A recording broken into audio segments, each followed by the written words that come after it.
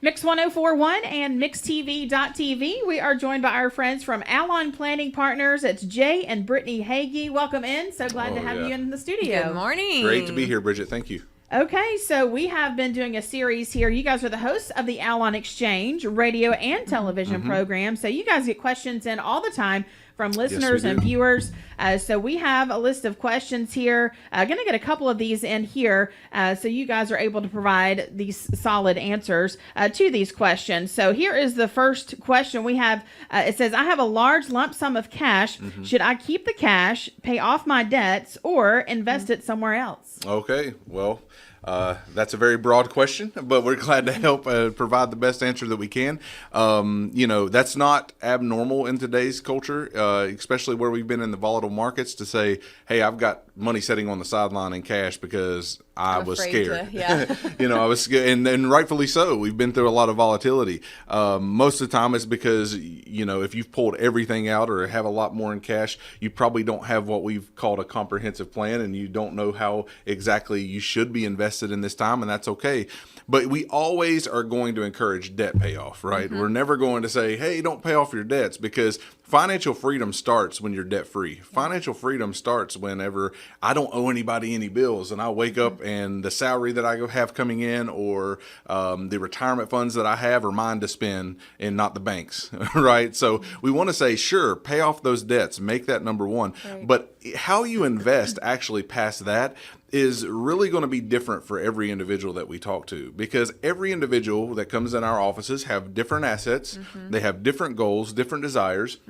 And so we're going to give different types of advice based on those assets, those goals, and those desires, outcomes. So it's going to look a little bit different. So I would say first, hey, let's work hard and pay off that debt, pay as much as you can off. But I would encourage the person who wrote, sent in this question to actually set an appointment and chat with us, because we're going to look at way in much more detail your situation than just, hey, I've got this pile of cash, what should I do with it? We need to actually understand the why behind it. That's what we want to bring out. We want to bring the why are you wanting to invest this cash. And if you do have large lump sums of cash just sitting on the sidelines, now is the time to put that money to work. There are so many options as to how you can utilize those funds, and we would never don't have lazy money. We would never give a blanket statement.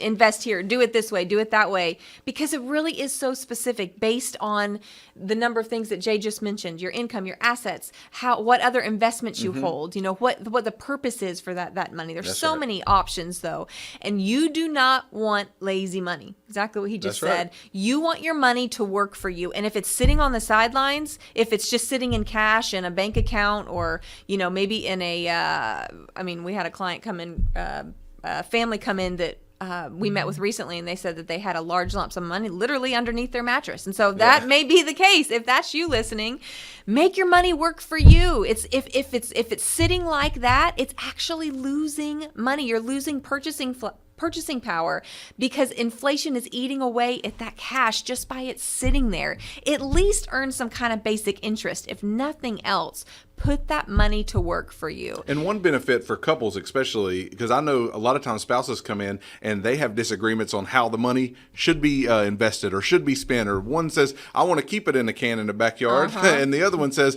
no, we need to invest it in this way, right? And there's disagreements. The one benefit that folks have when they come in to meet with me and Brittany as a couple is we can give different perspectives from both perspectives.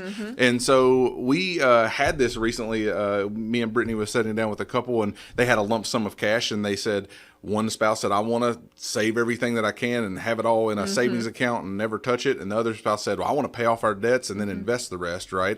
And so we had to walk them through the journey of their why, get to the bottom and the core of it, and make sure that we were giving proper investment management principles to them based on that. And so if you're out there and maybe you and your spouse don't see eye to eye on how these things should be spent, it's okay.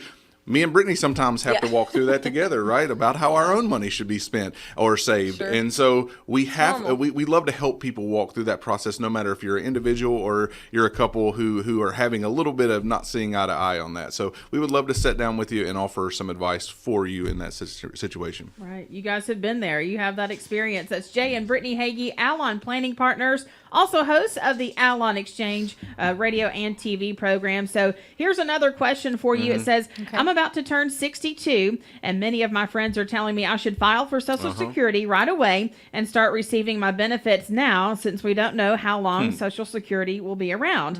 Should I file immediately at 62 to make sure I receive this income? Well, unfortunately, we do hear that a lot because we are in a place in our government and our situation to where, you know, the trust fund is running dry and things like this, and there don't seem to be much hope in sight for getting plans done. Now, I do not believe that they will let Social Security die. It can't happen. We need that in our country, because for most people, the most recent study I read is about 36% of the retirees' income comes from Social Security alone. And so you can't rip that rug out from underneath folks. So I wouldn't be just signing up because I'm fearful that it's never going to be there or not going to be there. I wouldn't do that.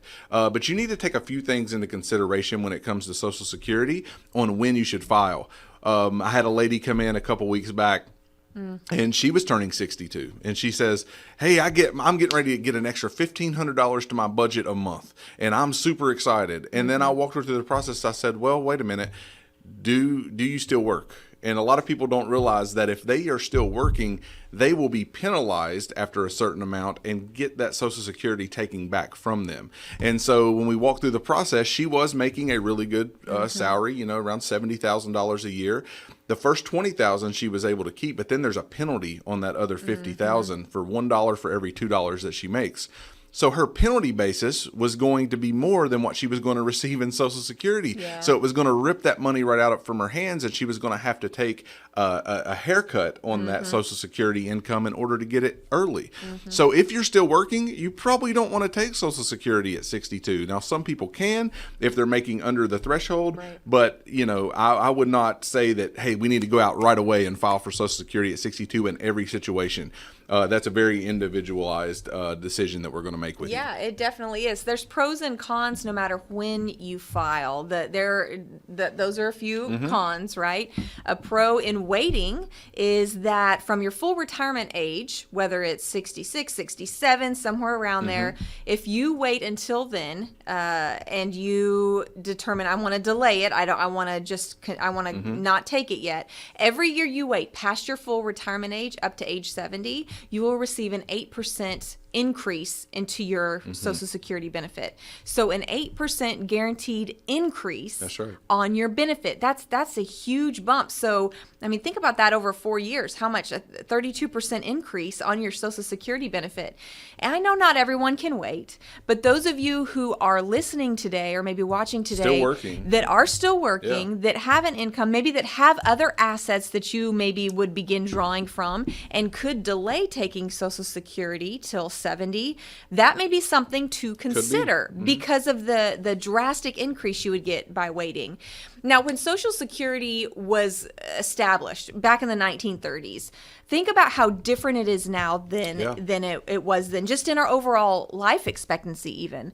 How people were living 10 or 15 years in retirement, and now we're talking 20, 30 years.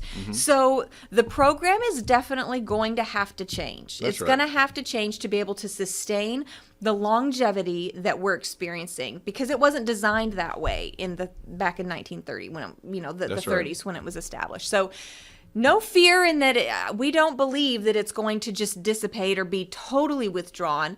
But it is going to change. We believe that it is going to change. I don't know what that might look like. Maybe people would get 70% of their full retirement age benefit 10, 15 years from now. I don't know.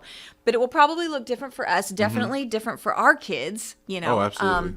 But there are pros and cons as to the timing of that. So if you have other assets, I want to make sure we talk about that. If you do have other assets, you do have more options and strategies that you could utilize to make the most of those dollars. Maximize your Social Security. To maximize it, exactly.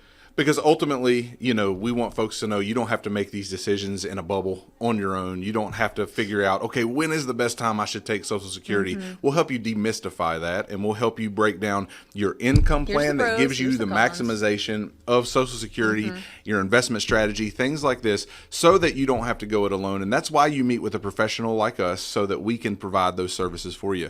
We would love for you to call in. If you're about to take Social Security and you have some of those questions, why don't you go ahead and let us know your situation and let us help you determine when you should take it.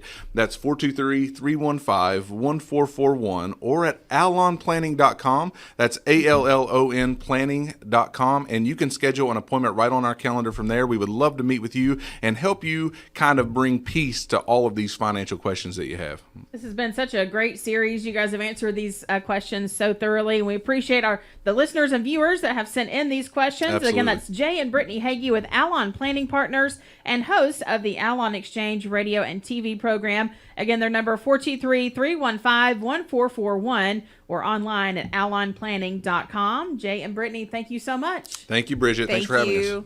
Investment advisory services are offered through Foundations Investment Advisors, LLC, Foundations, an SEC-registered investment advisor. The content provided is intended for informational and educational purposes only. The views, statements, and opinions expressed herein are those of the individual speakers and not necessarily those of Foundations and its affiliates. The information contained herein does not constitute an offer to sell any securities or represent an express or implied opinion or endorsement of any specific investment opportunity, offering, or issuer. Any discussion of performance or returns is not indicative of future results. Each individual investor's situation is different, and any ideas provided may not be appropriate for your particular circumstances. Foundations only transacts business in states where it is properly registered or is excluded or exempted from registration requirements. Registration as an investment advisor is not an endorsement of the firm by securities regulators and does not mean the advisor has achieved a specific level of skill or ability. No legal or tax advice is provided. Always consult with a tax professional. All rights reserved.